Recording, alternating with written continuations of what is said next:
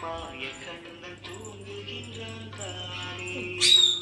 அவன் வாயிலைய மண்ணை உண்டு மண்டலத்தை காட்டிய பின் ஓய்வெடுத்து தூங்குகின்றான் ஆராரோ.